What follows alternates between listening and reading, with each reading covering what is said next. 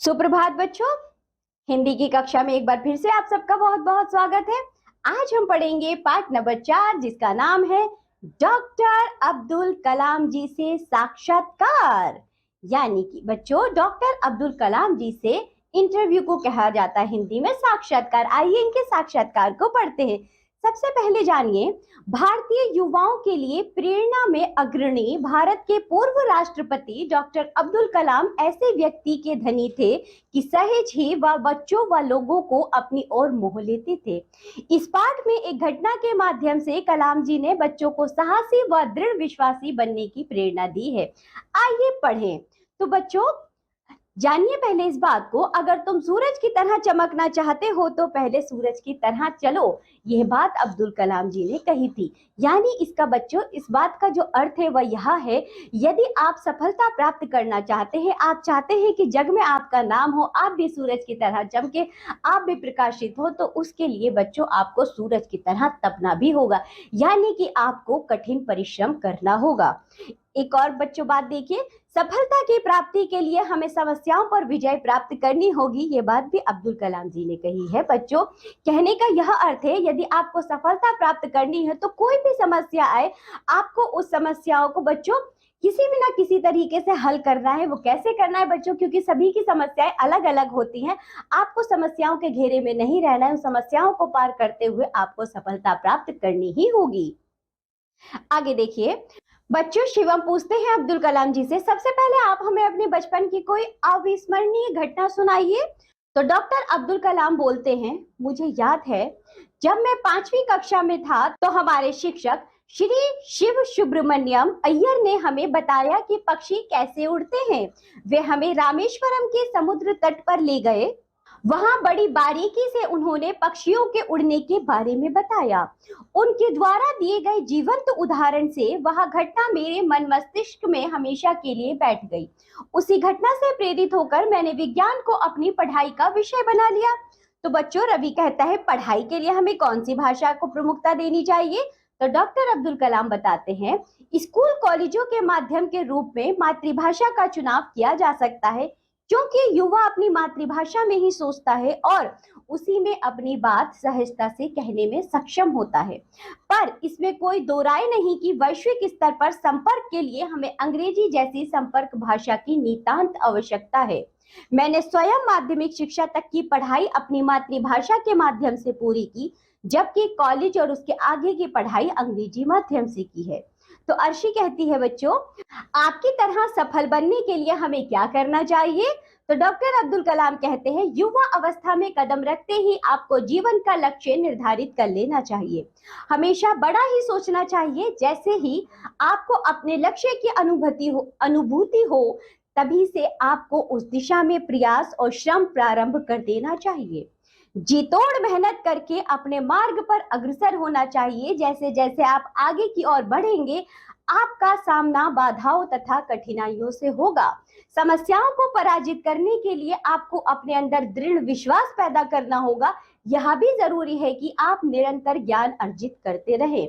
तो बच्चों अनुराग कहता है, भारत के समक्ष इस समय सबसे बड़ी चुनौती क्या है?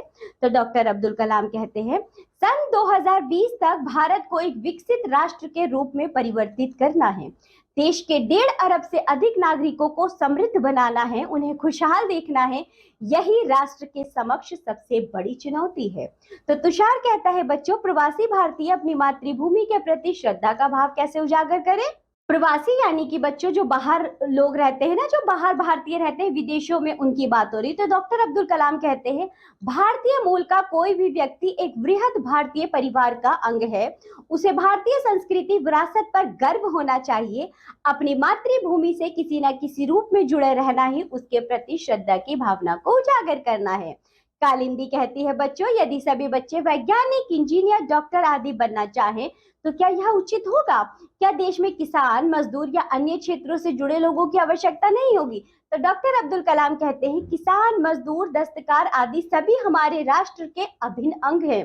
राष्ट्र के निर्माण में इनकी सेवाओं को नजरअंदाज नहीं किया जा सकता है। इन क्षेत्रों से जुड़े लोगों को चाहिए कि वे अपने क्षेत्र में नई तकनीक को बढ़ावा दें, अपने बच्चों में इन क्षेत्रों के प्रति रुचि पैदा करें और उनकी उन्नति का मार्ग प्रशस्त करें। तो बच्चों, मोहित कहता है क्या निरंतर बढ़ती जनसंख्या और बेरोजगारी भारत को 2020 तक एक विकसित राष्ट्र बनने देगी? तो डॉक्टर अब्दुल कलाम कहते हैं विकास स्वयं जनसंख्या वृद्धि को रोकने में अचूक औषधि का काम करेगा। जन शिक्षा, विशेषकर स्त्री शिक्षा से छोटा परिवार, सुखी परिवार की मान्यता को बल मिलता है। भारत 2020 का मिशन यहाँ के युवाओं को रोजगार के पर्याप्त अवसर सुलभ कराएगा। ग्रामीण क्षेत्रों में स्वरोजगार के अवसर पैदा किए जाएंगे। बड़ी संख्या में उद्योग धंधे स्थापित कर ग्रामीण क्षेत्रों में रोजगार के प्रचुर अवसर उपलब्ध कराए जाएंगे। तो बच्चों, कार्तिक पूछता है आर्थिक विपन्नता के चलते निर्धन छात्र अपना लक्ष्य कैसे प्राप्त करें? तो डॉक्टर अब्दुल कलाम कहते हैं इस समस्या का एक सरल उपाय है छात्रवृत्ति। विद्यालय में पढ़ाई में अच्छा प्रदर्शन करने पर छात्रवृत्ति मिल सकती है। उच्च शिक्षा के लिए बैंकों से ऋण लिया जा सकता है। ऊंचा लक्ष्य निर्धारित करने में बाधाएं तो आती हैं, परंतु कठोर परिश्रम और सूझबूझ से इन्हें पराजित किया जा सकता है। तो कृष्णा पूछता है बच्चों, भारत को विकसित राष्ट्र बनाने में राजनीतिज्ञ का क्या भूमिका निभा सकते हैं? तो डॉक्टर अब्दुल कलाम कहते हैं जिम्मेदार राजनीतिज्ञ दूरदर्शितापूर्ण नीतियां बनाकर राष्ट्र के निर्माण में अभूतपूर्व योगदान दे सकते हैं। जिस प्रकार महात्मा गांधी ने राजनीति के क्षेत्र में सत्य, अहिंसा और निस्वार्थ भावना को आगे रखकर देश को आजादी दिलाई, उसी प्रकार वर्तमान राजनीतिज्ञ भी अपने परिश्रम, उत्कृष्ट एवं पारदर्शितापूर्ण कार्य करके देश की जनता का मार्गदर्शन कर सकते हैं। देश में गरीबी रेखा से नीचे रह रहे लोगों के उत्थान के लिए कार्य करके उन्हें मुख्य धारा में ला सकते हैं। जब कोई व्यक्ति आर्थिक रूप से त्रस्त नहीं होगा, तभी तो वह देश के हित में सोच सकेगा। देखिए बच्चों, फिर नंदिनी कहती है रक्षा की दृष्टि से 2020 में सेना में महिलाओं की क्या भूमिका होगी? तो डॉक्टर अब्दुल कलाम कहते हैं इसमें कोई संदेह नहीं कि किसी भी राष्ट्र की सुरक्षा एक महत्वपूर्ण मुद्दा होती है। भारत में भी रक्षा अनुप्रयोग के क्षेत्र में महत्वपूर्ण प्रौद्योगिकी के विकास पर विचार किया गया है। भारत में सशस्त्र सेनाओं में नियुक्ति के लिए लिंग के आधार पर कोई भेदभाव नहीं किया जाता। तीनों सेनाओं में पर्याप्त महिला अधिकारी नियुक्त हैं। राष्ट्रीय रक्षा क्षमताओं में वृद्धि के लिए महिलाएं उच्च स्तरीय सामरिक सेना बहुगुणक उपकरणों पर कार्य करके भी अपना सहयोग दे सकती हैं। तो बच्चों, इस साक्षात्कार में हमने पढ़ा जो कि अब डॉक्टर अब्दुल कलाम और स्कूल के बच्चों के बीच में हुआ है, उनके बीच की जो वार्तालाप हुई है उसे साक्षात्कार का रूप दिया। और साथ ही बच्चों, इसमें सभी ने अपनी अपनी जिज्ञासाओं को और डॉक्टर अब्दुल कलाम से साझा किया और बच्चों अपने अपने प्रश्नों के उत्तर पाए हैं। यानी कि हमने इस पाठ में यह सीखा है कि सपने वे नहीं होते जो हम सोने के बाद देखते हैं, सपने वे होते हैं जो हमें सोने नहीं देते। ये बात डॉक्टर कलाम ने कही है। इसलिए समस्या को हराकर सफलता पाना हर युवा का उद्देश्य होना चाहिए। और बच्चों, हमने सीखा परिश्रम और लगन से सफलता की प्राप्ति होती है। निरंतर ज्ञान अर्जित करते रहना चाहिए। राष्ट्र के निर्माण में योगदान देना चाहिए। कलाम साहब का प्रेरणादायी व्यक्तित्व हमने जाना और युवा अवस्था में लक्ष्य निर्धारित करना। तो बच्चों, हमने इतनी अच्छी अच्छी बातें सीखी हैं। आप सब भी जैसे ही बच्चों बड़े हो रहे होंगे, युवा अवस्था में कदम रखेंगे, अपना अपना लक्ष्य निर्धारित करेंगे।